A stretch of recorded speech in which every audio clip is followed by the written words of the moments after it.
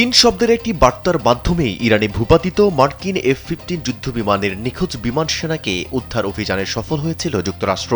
President Donald Trump জানিয়েছেন, ওই বিমান সেনা রেডিওতে একটি অস্বাভাবিক সংক্ষিপ্ত বার্তা পাঠান, যা শুনে শুরুতে ট্রাম্প একে ইরানিদের পাতা কোনো ফাঁদ বলে সন্দেহ করেছিলেন। এনডিটিভির প্রতিবেদন অনুযায়ী সেই বার্তাটি ছিল গড ইজ গুড, যা ট্রাম্পের কানে কিছুটা বিভ্রান্তিকর মনে হয়েছিল। মার্কিন প্রতিরক্ষামন্ত্রী পিট হেগসেত সামাজিক যোগাযোগ মাধ্যমে একই তথ্য নিশ্চিত করেছেন।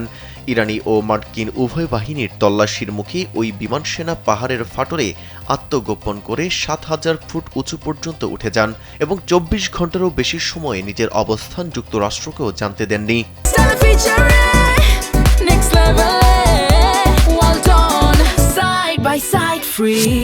শেষে CIA এর উন্নত প্রযুক্তির মাধ্যমে তার অবস্থান শনাক্ত করা হয় এবং হোয়াইট হাউস ও পেন্টাগনের সমন্বয়ে শনিবার রাতে একটি বিশেষ কমান্ডো দল তাকে উদ্ধার করে।